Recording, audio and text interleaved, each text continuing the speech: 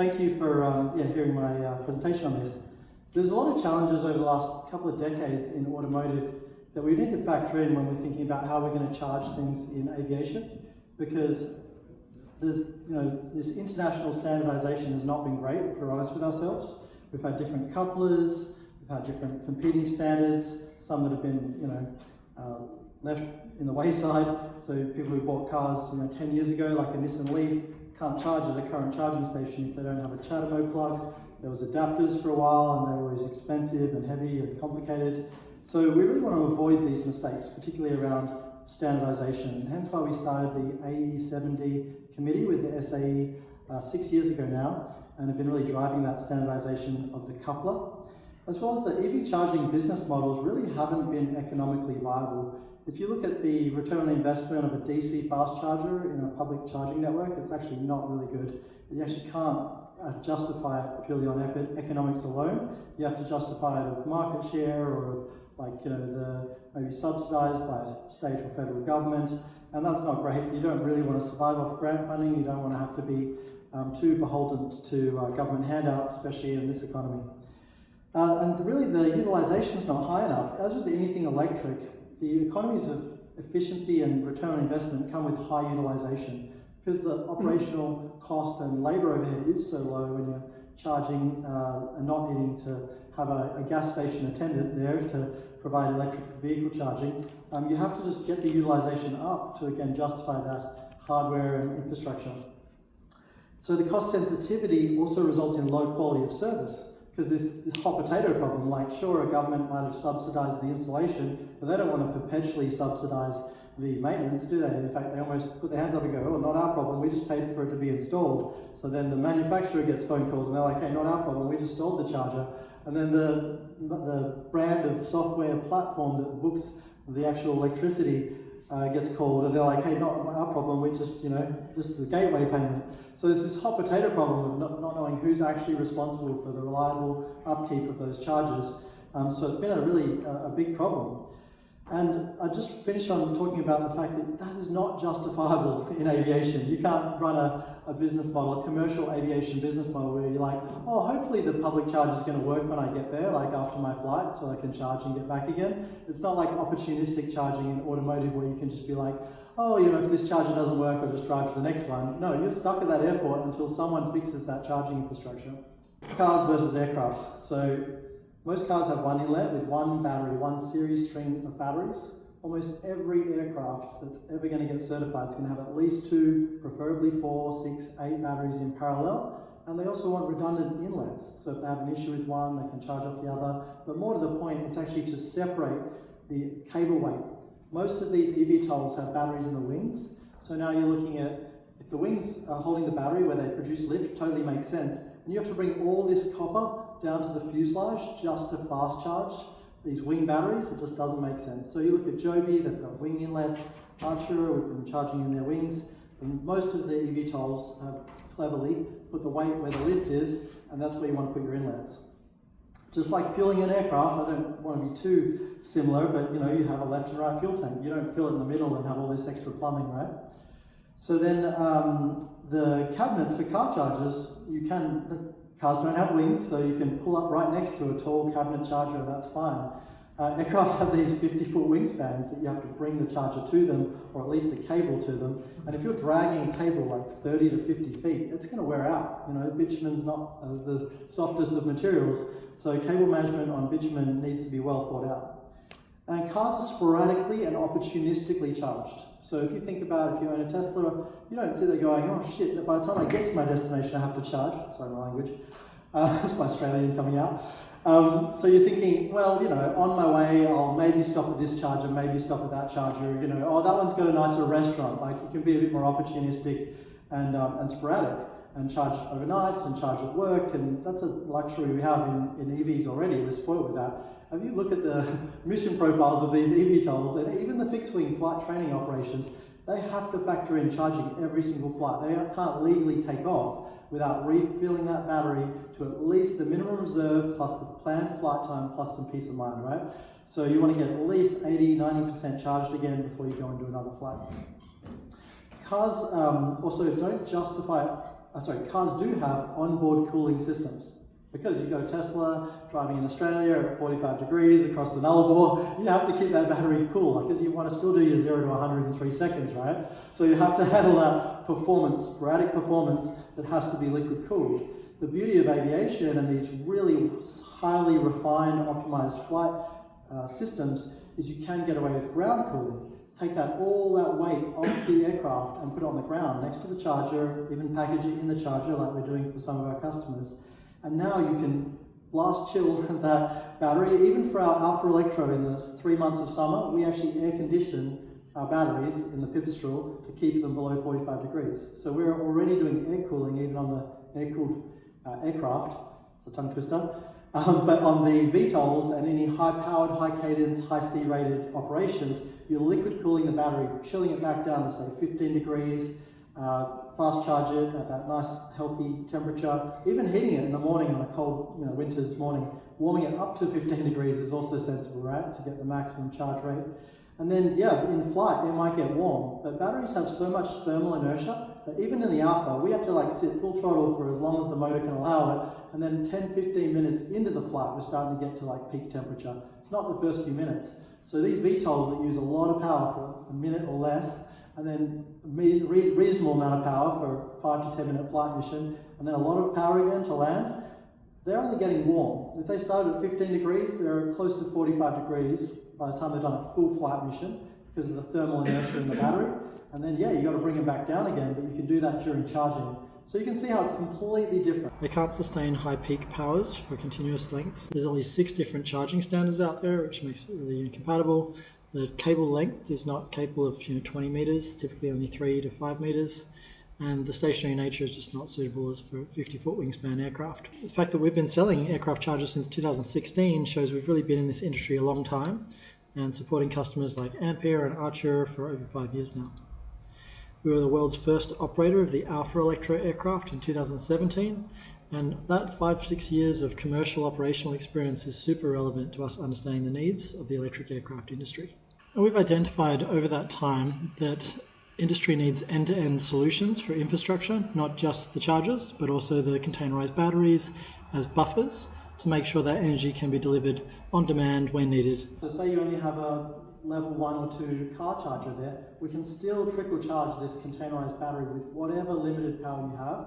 And you'd be surprised, time is on your favor in that hand. By the time you go fly and do a mission, you've got enough energy usually back in that you can then top up again. So whatever limited grid power you have, we still connect it because you've got all night to charge, your day VFR usually. So you've got a fully charged battery in the morning, and then yeah, you'll be using a little bit, but it'll be continually charging. And the best energy source is solar, right? So these can be DC coupled to solar. Solar in Australia is extremely affordable, like $1 Australian per kilowatt installed because of government subsidies and free trade agreements with China. So sorry to rub it in, but we have really cheap solar, and you guys are paying like $3 a kilowatt US, so it's like 4 times more expensive.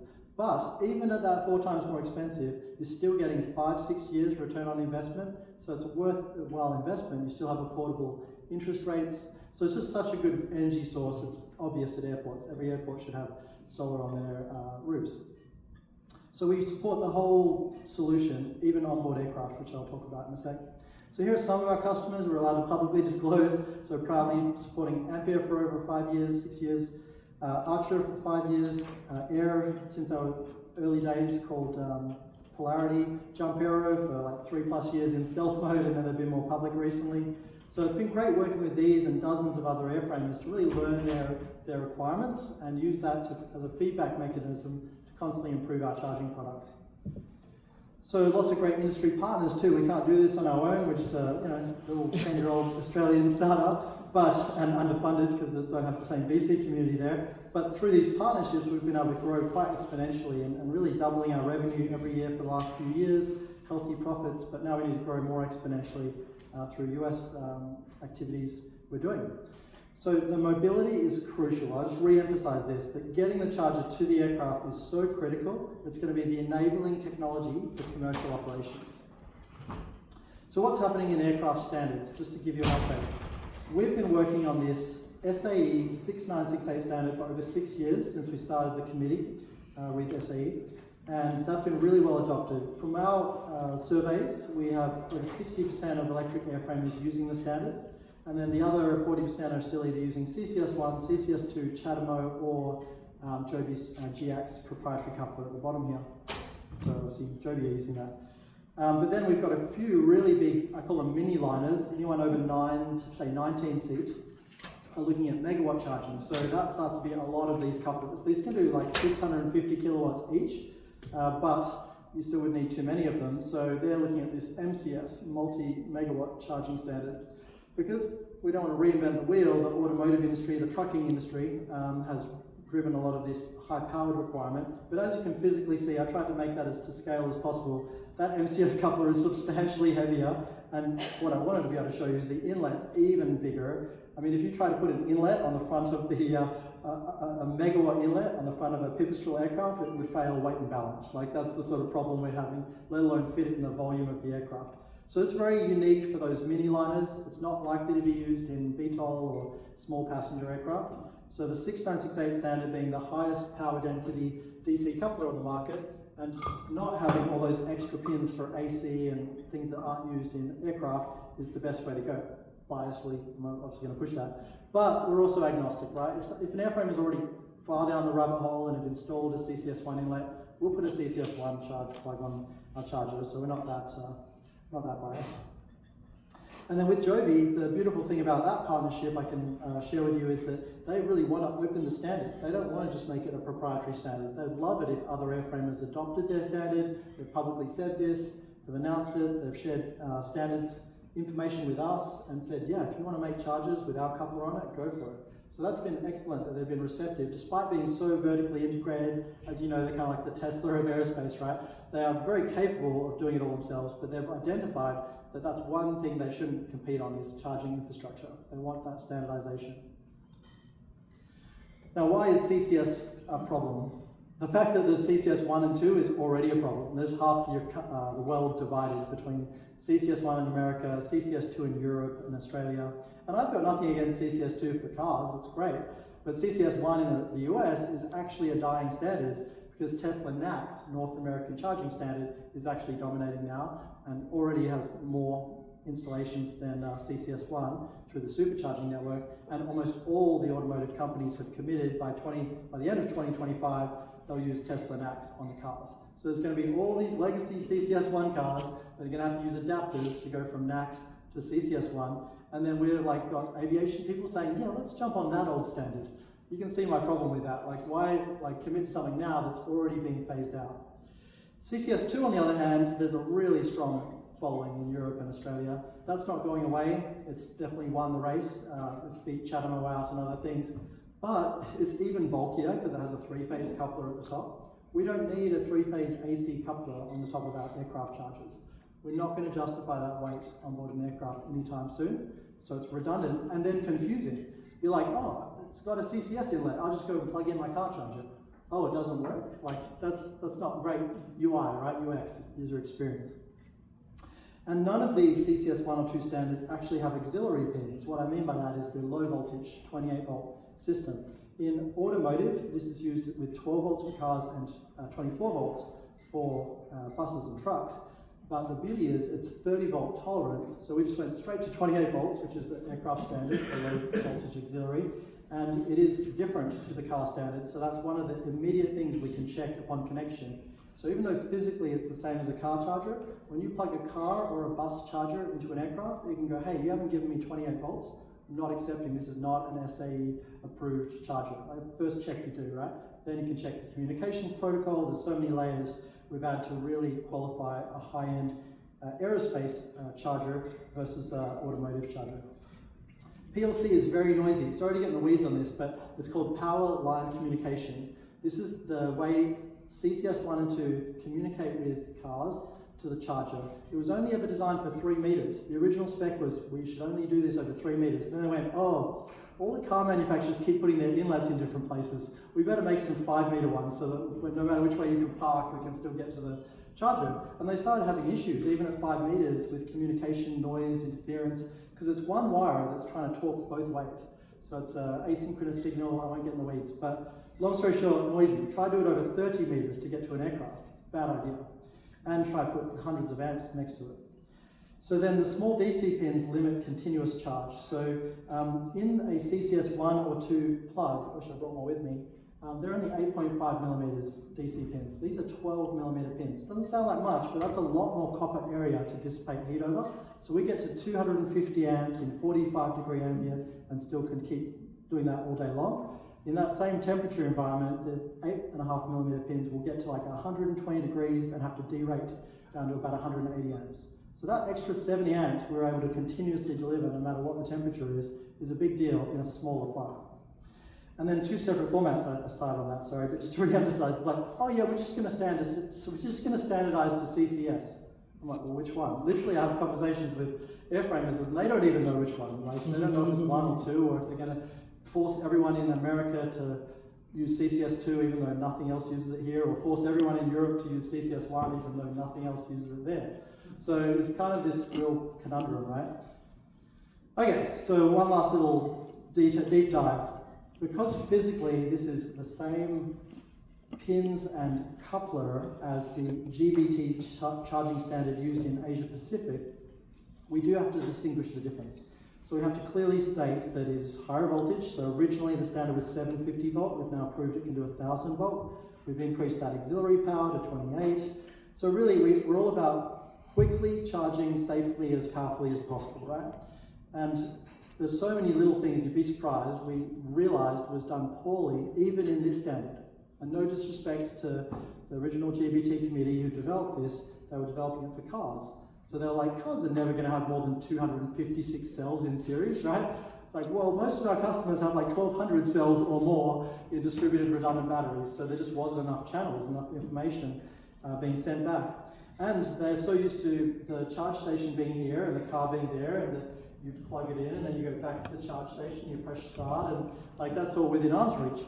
If you've got to drag this cable out and you've got to go plug it in on one side of the aircraft and walk back to press start, these things are time consuming.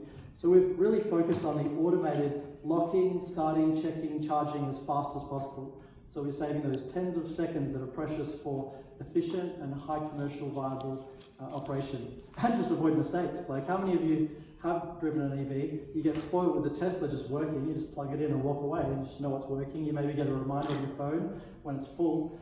I plug in a CCS1 and I go, oh, okay, I've got to download an app, I've got to like start it here. It's like minutes of time before you even start charging. If you were too brazen about it, you'd forget. And then what happened the other day, we plug it in and we're like, oh, we'll only have to charge for 15 minutes and then we keep going.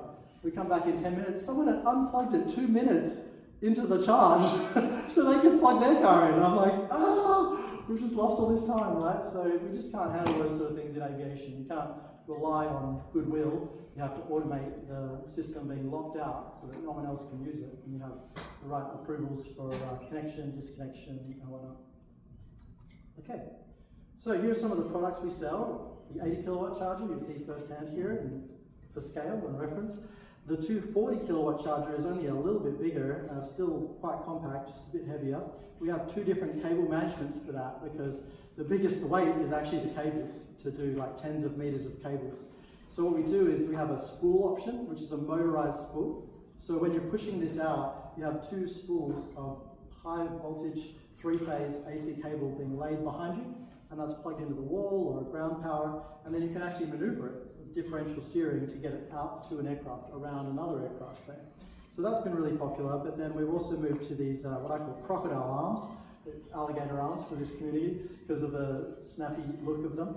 But the Z arm, you'll see in the next images, is really for these even higher power applications, because we worked out we could do up to 240 kilowatts with the cable spools without any liquid cooling in any cables, for reliability, for repeatability, low maintenance.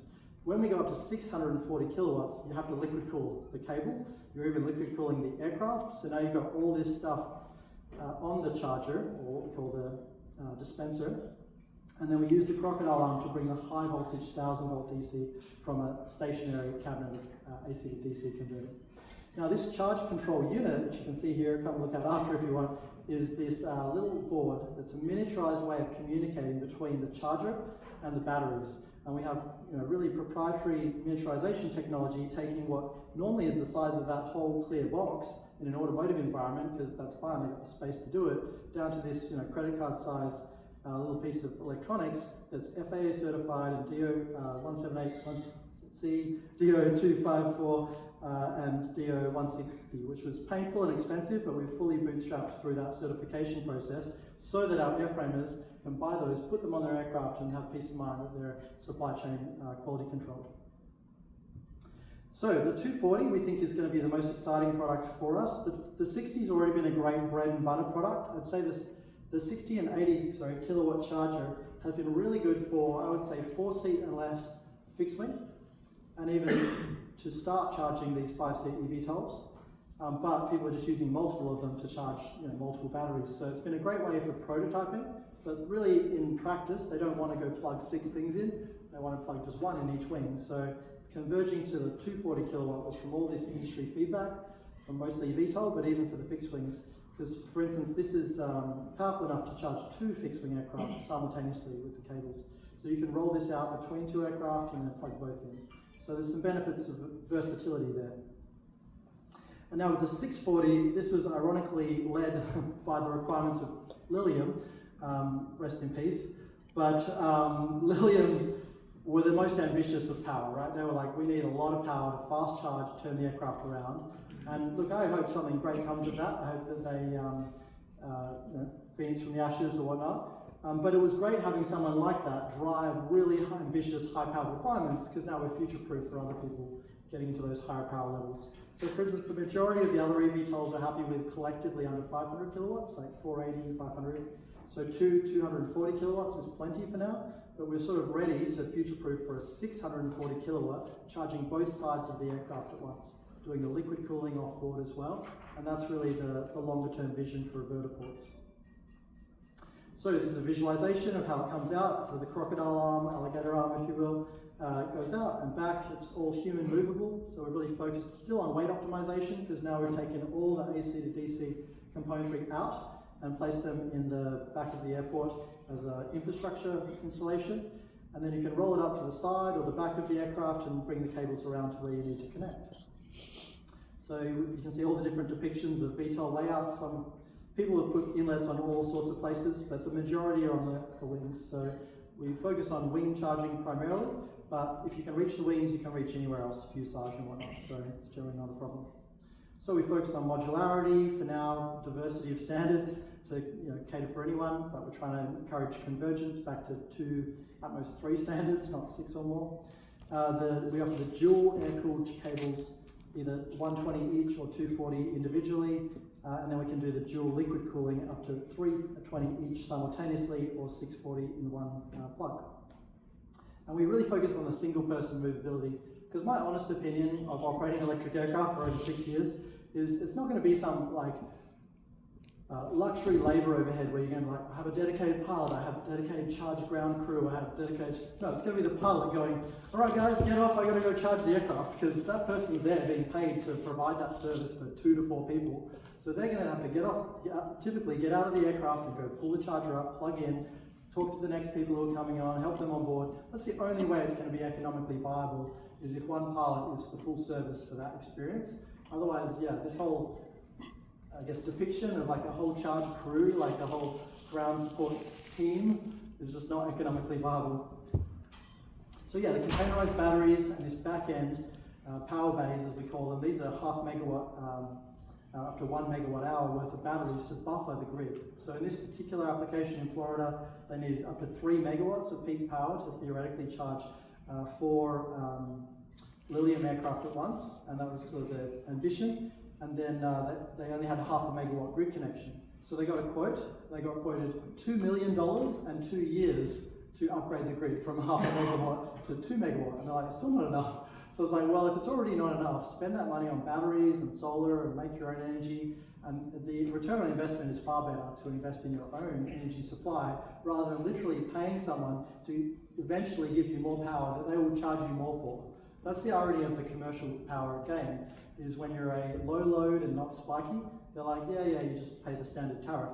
It's like, oh, you're pulling 3 megawatts for like minutes at a time and then nothing? Man, I'm going to charge you a peak demand charge. I'm going to like load you up with all these fees. And before you know it, you're paying 2, 3, 4 times more for your energy after already paying for the privilege to have a higher pipe. So it's kind of the worst of both worlds, is paying for the privilege to pay more. So being energy resilient and independent is obviously a big theme these days. There's lots of power uncertainty, and damn AI is using too much of it, so we need to make our own power at airports and generate that ourselves. So our goal is to be the technical leader and 100% customer satisfaction. We've already achieved that in our OEM relationships. You talk to any of our customers, they'll say they always deliver on time, under budget, above and beyond expectations, and we're super proud of that. We want that same level of customer satisfaction at the FBOs, fixed-based operators, airports, vertiports, and have this seamless integration where no one complains about the ElectroAero chargers having a problem in their flight operations. And we're the only independent developer, even though I've done all sorts of crazy things in my career. I really decided that ElectroAero 6 years ago had a super laser focus on this because no one else was. And that's all we do now. We've spun everything out and we've separated our containerized battery company that does car charging and our flying boats. That's all separate, and it's just this laser focus. We're not an airframer as well, so that's super important, right? Because you've got airframers trying to sell chargers to other airframers, and they're just like, I don't really want to buy from you. They're like arch nemesis.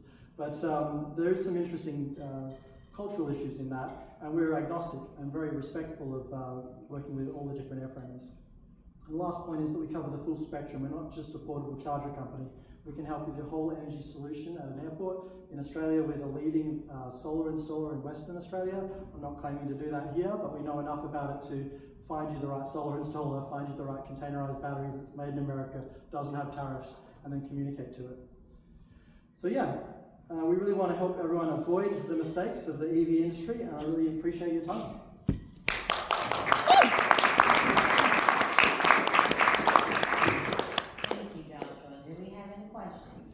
Given your experience with those big multi-billion aircraft company, what do you think the timeline would be for widespread adoption for electric aviation, and how does ElectroAero play in the role to accelerate the process? Yeah, no, that's great. And it is a chicken egg problem, right? Because yes, billions of dollars is going to the airframers and they're getting closer every day, but the charging infrastructure is not there yet, not ready for them to roll out at the high volumes they're claiming. So the claimed numbers are over 5,000 reservations, either paid deposits or reservations for eVTOL aircraft within the next 5 years. So 2030, there'll be 5,000 of them out there.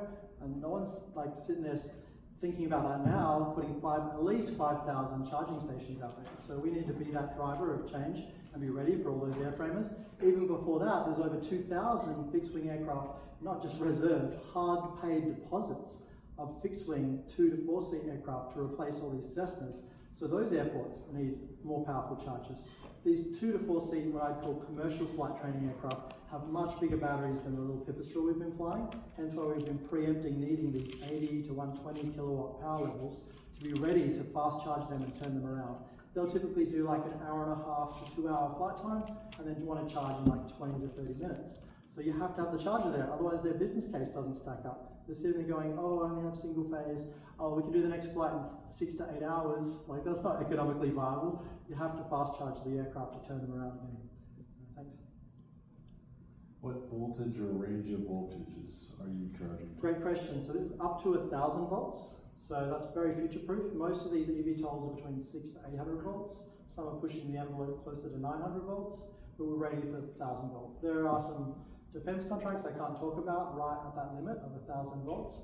So they're really happy with this, because a lot of automotive chargers capped out about 800 volts or 920 volts, and they went, oh, that'll do, it's much cheaper if my contactors are only rated for that, right? So we've had to drive ourselves to push that envelope of 1,000 volts. It's been much harder than you think to make sure everything in this is CE certified and UL approved for high voltage. Joshua, thank you for your presentation. Thank you.